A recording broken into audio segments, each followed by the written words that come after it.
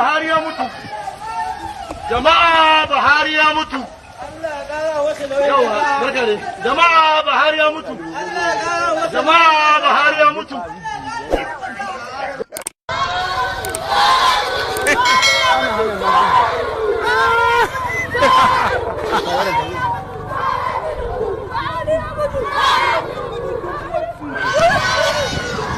Anda kau muka tengok dia. Alah agak agak. Baru menjadi sama pun.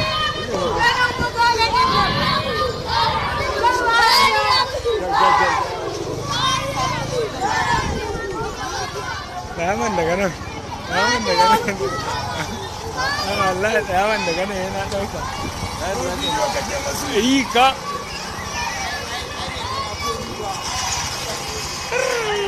Allah dia padi.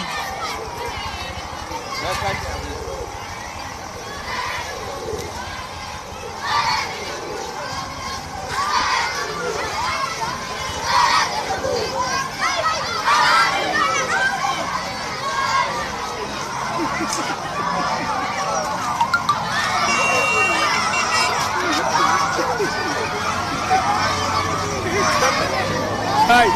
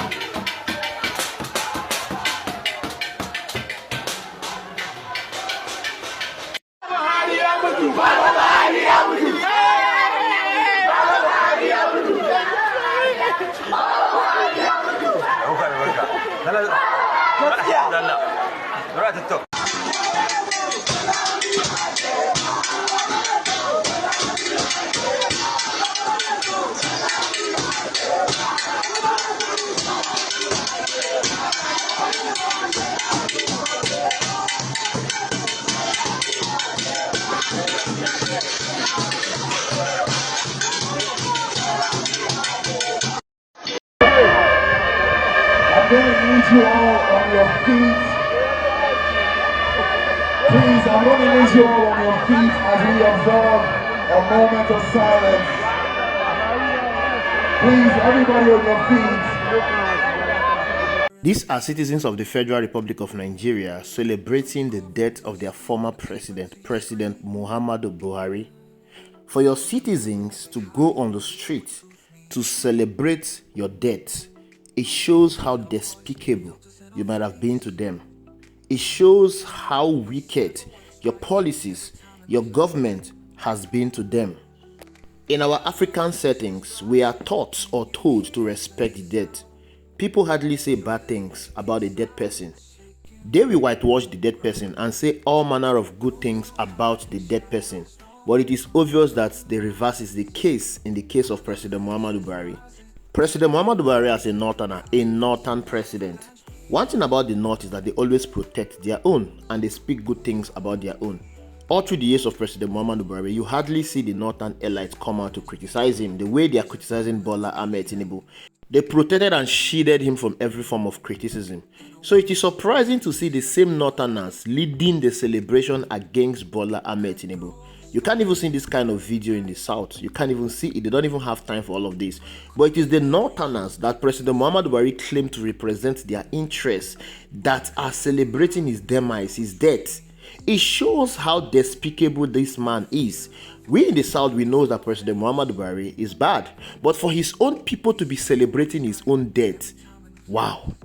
But make no mistake, the government of President Muhammadu Buhari is the worst government that has happened in this country. That presidency was never meant to happen. It was orchestrated by wicked politicians to grab power. Buhari came in at a time when Nigeria was experiencing economic growth under Goodluck Ebele Jonathan. Nigeria was adjudged the third fastest growing economy in the world. Nigeria was a $500 billion economy when President Muhammadu Buhari took over in 2015. When he took over in 2015, he promised to revamp the economy and make the economy better. He promised to stop insecurity. One of the things that was so rampant under Goodluck Ebele Jonathan regime was insecurity, especially in the northeast, the Boko Haram insurgents. It was so rampant. Oh, was it really rampant? Or the media just over-amplify everything that happened that period to make Goodluck Ebele Jonathan appear weak and incapable of solving insecurity? Of course, the latter is the case because it has been revealed that APC sponsored insecurity under Goodluck Ebele Jonathan to jeopardize his government. APC brought in militias into this country to fight to destabilize the government of Goodluck Ebele Jonathan. When President Muhammadu Buhari took over as president, the insecurity escalated. It escalated from Boko Haram insurgency to banditry in the northeast and the northwest, to Fulani herdsmen in the north central, to unknown gunmen in the southeast. President Buhari administration was the worst in terms of insecurity, and the north was worst hit in terms of insecurity. Imagine voting in your brother, a northerner, to solve insecurity in the north, and he ended up making it worse, to the point that President Muhammadu Buhari was even warned not to go to Katsina State, his own state, as a president. Bandits attacked his convoy on several occasions as a president. That was how bad it is. When he left office, President Muhammadu Buhari was even scared to go back to his hometown, Daura. At a point, after staying in Daura for some time, he even left to Kaduna State. That was how restless he was, because he failed to do the right thing as a president. In terms of economy, it was the worst. Nigeria was the third fastest growing economy when he came on board. This man destroyed Nigerian economy. This man tanked the economy. In 2 sessions, Nigeria went into depression under President Muhammadu Buhari administration. The Naira became weaker. Nigeria economy that was the third fastest growing economy in the world, an economy that was on track to become a sustainable economy, went off the way. A $500 billion economy was reduced to nothing. Our debt profile increased. This man was printing money with little or nothing to show for. Under his administration was when we started hearing of rubber stamp National Assembly. Abuse of human rights was the order of the day. We can't forget easily the Lekki massacre, October 20, 2020, when young Nigerians went on the streets to protest against police brutality. This man ordered the military to shoot down innocent Nigerians. Hundreds of innocent Nigerians died while protesting for their right. We are not talking of how he murdered innocent Shiite Muslims in cold blood. Or is it the arrest of Nnamdi Kanu? It was even reported that President Muhammadu Buhari was responsible for the insecurity in the southeast. We saw videos of the Nigerian army killing innocent Igbo people in their hometown under President Muhammadu Buhari administration. You all heard that Twitter was once banned in Nigeria. Do you know the reason why Twitter was banned in Nigeria? This is the reason why it was banned. President Muhammadu Buhari made a tweet and Twitter deleted that tweet. Now, this is what President Muhammadu Buhari tweeted back in 2021. Many of those misbehaving today are too young to be aware of the destruction and loss of lives that occurred during the Nigerian Civil War. Those of us in the field for 30 months who went through the war, we treat them in the language they understand. President Muhammadu Buhari was using civil war to threaten the Igbo people because they were agitating for self-referendum. They were agitating for Biafra. President Muhammadu Buhari called the Igbo people a dot in the nation, and he used civil war to threaten them. Twitter had to come in and delete this tweet of President Muhammadu Buhari. He felt bad. He felt annoyed. He felt touched. His ego was bruised, and he had to ban Twitter in Nigeria. For more than 1 year, Twitter was banned in Nigeria. Do you know hundreds of Nigerians that depend on Twitter for their survival, for their daily income? This man took off their source of livelihood. Not to talk of the millions of Nigerians that were thrown into poverty because of his bad governmental policies. Let's not even forget the young Nigerians that were meant to flee this country after the EndSARS protests. We are talking about David Hundeyu, Renu, we're talking about DJ Switch. These are just few, but many of young Nigerians that were forced to flee away from this country because President Muhammadu Buhari wanted to incarcerate them for speaking for their rights. When he was sick, he was flown to London for medical treatment. For 8 years, he was the president of the Federal Republic of Nigeria. He did not equip any hospital that would be able to treat him. Imagine a president of the Federal Republic of Nigeria for 8 years being treated in a faraway land and dying in a faraway land. That is horrible. That is horrible. You cannot understand the excitement that follows his death. You cannot understand the celebration that people are celebrating after his demise.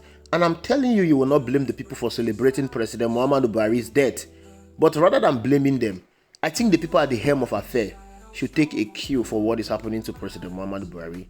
You owe it as a duty of responsibility to serve the people, to make life better for the people.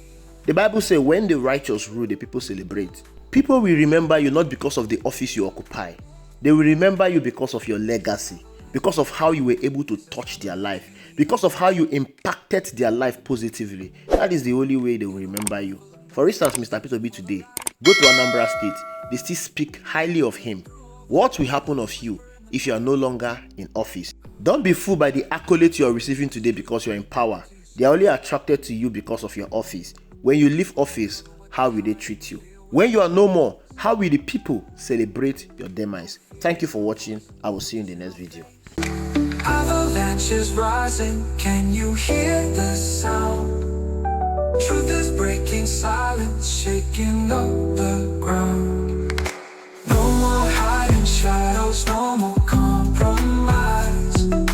Avalanches rising, open up your eyes. Avalanche media.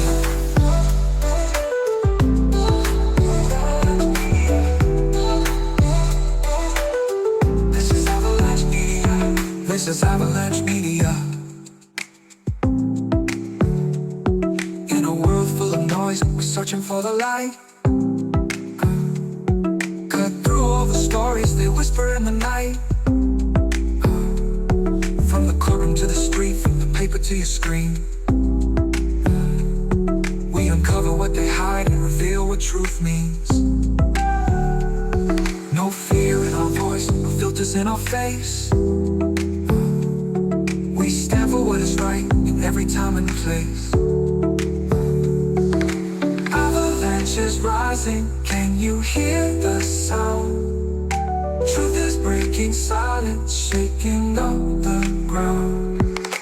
No more hiding shadows, no more compromise. Avalanches rising, open up your eyes. It's Avalanche Media.